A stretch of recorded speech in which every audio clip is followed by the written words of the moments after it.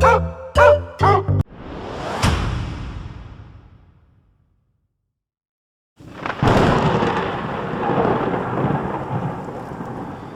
everybody, it's Doug here, Doug Mystic Eye and Board Game Geek, welcoming you back to our second episode of Dungeons & Dragons Temple of Elemental Evil, the board game by Wizards of the Coast.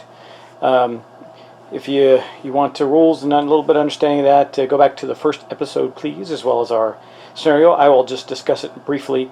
We were ambushed and left for dead in a massacre site amongst the acid-burned flesh of our companions. 4 of us survived. They didn't even strip us of our gear, which was very kind of them, but now we're trying to find our way out. To do that, we need to find the guard room, and then connected to the guard room is the exit to this terrible, terrible place. And we're going to get started right away again with, I believe, Rat Shadow, our thief. And let's just get going. Yeah, I did explanation last time, so I don't see any reason why we would need to do that this time. So we're first going to, I believe, attack. Is there any way, I'm trying to see if Rat Shadow has any cards that would allow, well, this one, ambush. Do I really want to use a daily card right now? I don't know.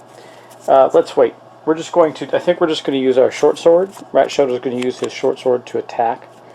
That will gain a +5. So let's go to the dice bowl. The Bugbear has our AC of 15, so we have to roll a 10 or better. Come on, Rat Shadow, let's get it going. A 12 plus 5, that will do it. We have hit, so we're going to do 1 point of damage to the Bugbear. Sadly, that does not kill it, though I will take this nice damage counter and put it right there. We still have well, I think that, do we move?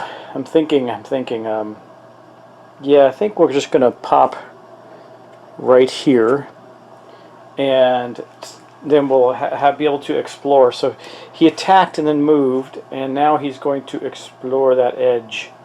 And that will allow us to draw another tile. Boom. Oh gosh, that's no monsters this time, and a white triangle, so we won't draw an encounter.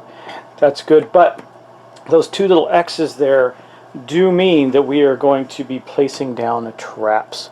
So there's a trap there and a trap there.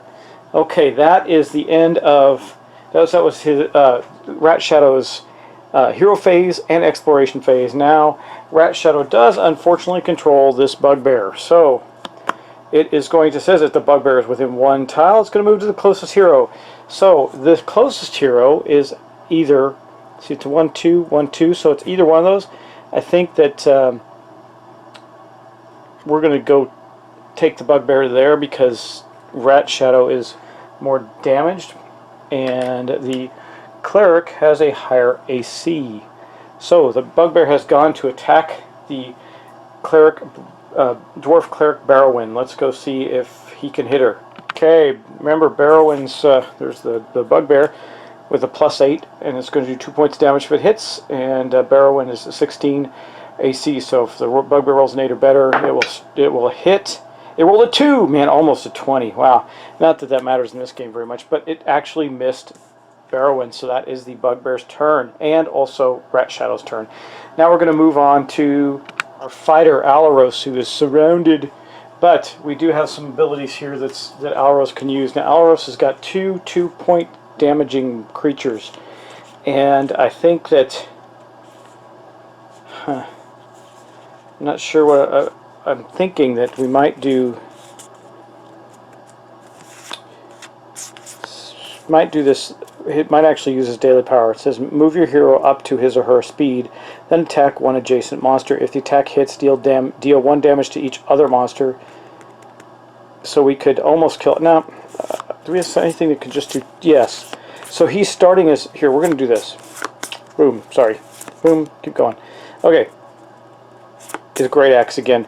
Attack 1 adjacent monster. If your hero started his or her hero phase adjacent to the monster, which he did, it'll deal 1 damage. So we're going to attack the Bugbear, see if we can kill it. Bugbear is just slightly more dangerous than the Cultist. The Cultist has a slightly higher armor class, but and takes 2 points of damage, but the Bugbear hits a little better. So we're going to take out this Bugbear first. So let's go, Alros. A 16 will hit. 16 plus his Allos' 6 will make it a 22, which is easily going to hit the bugbear for 2 points of damage, which will kill it. Good job, Allos. Okay, we're going to remove this evil bugbear from the table, and then this will go in our experience pile. We already have 5 total experience points, so we can get rid of a encounter card at this point with that experience. And we also then, because Allos killed the bugbear, we get to, I'm getting out the treasure deck. Give it a quick shuffle because I don't know how well I shuffled it at the beginning. Okay, and we're going to put the treasure deck right here. Now, remember, the last time we drew a treasure was just some copper. Hopefully it's another pouch of copper. So, it's not that this doesn't have value. It does. But, so Allos gets 100 gold, but magic items are much better. And, you know, this deck is actually seeded. I use the numbers 1 through 145 of the different decks to make up these decks because it is supposed to be a building adventure, so I have to imagine that some of the items that come later are much better. Okay, that was Alros' attack. Now, Alros is not done. And he's got a movement of... a movement speed of 6. I'm debating on whether or not he comes over here. So I don't want to separate the team too much. I think he's going to go 1, 2, 3, 4 to this edge here and explore it. Hopefully we don't get too many more critters. Okay, that's the end of his hero phase. So now we're going to go into his exploration phase, and we drew another tile. It is a black tile, so we are going to face an encounter anyway, and a single monster. So that's interesting. We've got a little corner room there going on. And we're going to get the monster deck out, see what we get. We get a fire bat. Okay, let's get the fire bat out. I'm going to put him on the tile. Here's the lovely fire bat. It's going right here. Okay, so we got that. Now we also do have to draw an encounter card. Now I can get rid of the encounter card. You know, let me check. I want to make sure I can do it after it's been drawn or before, because this game is different. I don't want to mix up. I don't want to mix up any rules and make sure I'm doing it right. So let me check that. Okay, so yeah, we can draw it first, see what it is, and then decide whether or not we're going to get rid of it. A hailstorm. I think we will. Yeah, plus 7 attack does, and it's going. Even if it misses, it's going to attack each hero. Yeah, we're going to do that in, I believe. So what does that mean? So it means that we discard the total of 5 points, which we have. We have 3 experience points from the bugbear, 2 experience points from the water cultist, and we're going to discard those. Our hard-earned experience has taught us something, and we are now going to get rid of the monsters, the experience to get rid of the hailstorm. So that did not happen. However, now we do have to go on to the rest of the villain phase, which is the monsters are going to move and attack and all that good stuff. So Alros now controls the fire bat and the water cultist. So the fire bat's going to go first. It says the fire bat is within 2 tiles of a hero. It moves adjacent to the closest hero, so that's going to be Alros. And attacks that hero with a fiery bite. Okay, so it pops up to here, and it's going to attack Alros. Alright, here we go. Now Alros has a high armor class of 17, so the fire bat has to roll a 12 or better to hit. It rolls a 5 and misses. Good for the fire bat. Okay, but that's not all. He also controls this water cultist, who Earth cultist, which is going to move to the closest adjacent character, which currently is Barwin. So he's going to move up there, and he has to roll to hit Barwin. Barwin also happens to have a pretty decent armor class of 16. So the Earth cultist needs an 11 or better, or sorry, a 9 or better. A 7, wow, we're getting lucky, and the monsters are missing. So the monsters missed Barwin after the first round where we got beat to a pulp. It's not a bad thing. Okay, now we're going to move on to Nestra's turn. Okay, now we got to decide what we want to do with her. I don't think she's going to do anything crazy. I think she's just going to use one of her attacks, her basic attacks.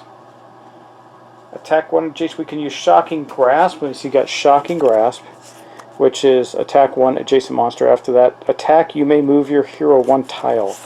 Or we can do our Fire Blast. I don't see the point in doing the Fire Blast. She's not going to use any of her big abilities on this. I think she's just going to attack the bugbear with a Firebolt. Yes, that's what she's going to do. Okay, let's go to the dice bowl. Now, she doesn't have any advantage this time, so let's hope she just hits.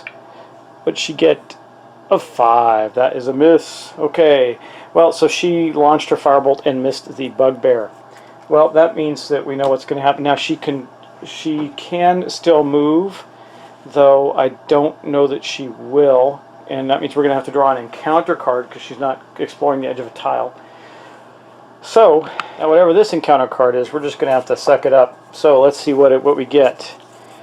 Cursed item. Your hero takes 1 damage from each treasure card you control unless you discard 1 item treasure card. We actually don't have any treasure cards because these coin ones, it says play immediately and gain a 100 gold token. So we have those tokens, but we don't have any actual items. So that did nothing, thankfully. Okay, now though, and she doesn't control any monsters. And now we go to Barwin. Barwin is also going to attempt to attack the bugbear, and she is going to use her Blessed Mace. So let's go to the dice bowl. Okay, there's the Blessed Mace. I need to get a +6 against the bugbear's armor class of, here, let's just get the bugbear out here. This is this bugbear right here. A armor class of 15. Come on, Barwin. A 4 will miss. So Barwin missed the bugbear. Whoosh. That means we don't get to give advantage to any of the characters. And she also is not going to move, so we're going to have to draw an encounter card for her. Okay, let's do that and see what we get. Exposed to the elements. Each hero takes a damage. Okay, well, I guess we're just going to do a damage. Holy jeebers, man, this has been rough already. There's a damage there, so she's got 3 out of her 6. Damage there, and a damage here to pretty beat up. I can tell you that right now. So our rat shadow, little thief, already has 4 out of half, so basically half. Getting rough. Okay, well, that's the end of that round. I think we're just going to continue on and do one more round of character actions. We'll start with Rat Shadow.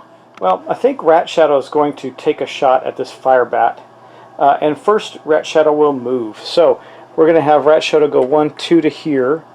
Let's go right to there, I guess, and shoot the fire bat with his short bow, which it looks like so. It's a +5 to attack. It says you can attack within 2, and it says your hero may not be adjacent, so he's not. So let's go roll to see if he hits. Okay, well the fire bat is not tough. It's just got an AC of 14 and it only takes 1 hit. We just need to roll basically a 9 or better to kill it. Roll a 13, that will do it. The fire bat has been slain thusly, and that's going to go into our experience pile. We are going to kill the little fire bat. Boom, that's not too bad, and we get to draw a treasure for Rat Shadow. What do we get? A healing potion, awesome. Used during your hero phase, your hero or an adjacent hero to you now regains 2 hit points. He's going to keep that. He's not going to use it right now. He's just going to keep it. There's not a good point in using it yet. We are damaged, but not so much so that I need to worry about that. So that's going to put that away, and now we're going to go to his exploration phase. He did explore the edge of this tile. Okay, what do we got? Oh, good, another white square, meaning no encounter card for Rat Shadow. That's good, but you can see the 4 X's. There's lots of traps. So 1, 2. At least we're knowing where our options are. 3 and 4. That's okay because a Rat Shadow can go and take those traps down. Okay, that is going to be the end of Rat Shadow's turn. Now we got our Allos is going to be up next. He's right here, and he is not adjacent to any of these guys, so he's not going to use his great axe this time. He's going to move 1, 2, and hit the bugbear with his battle axe instead. The battle axe it's the same thing basically. It's just after attack I can move up to 2 spaces. I don't know what that's going to do for me yet, but that's what we're going to do. So let's go to the dice bowl. We're doing a pretty decent job of killing the monsters. He's got a +6 against Bugbear. Bugbear's kind of tough. He's got an AC of 15. An 8 is going to miss. Man, I got to tell you that our fighter is not very good at hitting things. Not very good at all. So he missed with his battle axe. He's supposed to be the toughest one. He's the most damaged and the one that's done the least damage to monsters. He hasn't killed anything, I don't think. Okay, let's go, because he does have to draw an encounter card since he did not explore a new tile. All right, let's see what kind of terrible thing we get from this. Invisible Stalker attack. your hero discards one item treasure card, then attack your hero. Okay, this is going to be Allos. So it's going to attack a hero. She's going to take at least 1 damage. Okay, so let's go to the dice bowl. It's going to see if it hits him. This must be why he missed. This thing, like, distracted him or something. Anyway, remember, he's got a 17, so need to roll a 10 or better to hit him. It didn't, but that doesn't matter entirely because he's still going to take a point of damage. Man, poor Allos, huh? Poor Allos. Okay, there is the damage. I'm just going to put on his character sheet. He's at 8 out of his 10 already. I think we know where Rat Shadow is going to go with that healing potion. And next, Allos also controls this Earth Cultist here. So, yeah, he's going to attack Barwin, the Earth Cultist is. It says, yeah, moves to the nearest hero. It's already right next to its nearest hero. It's going to attack with a +7, so it's going to attack Barwin again. Needs a 9 or better to hit, and what did it roll? It rolled a 19, so it definitely hit, doing 2 more points of damage to Barwin. So Barwin is now at a 5, so pretty brutal game, right, guys? There's 5 points of damage on Barwin. I wonder if we'll make it even out of this area. That's pretty nasty. Okay, and that's going to end that. So that's the end of Alros' turn. Now we're going to go to Nestra.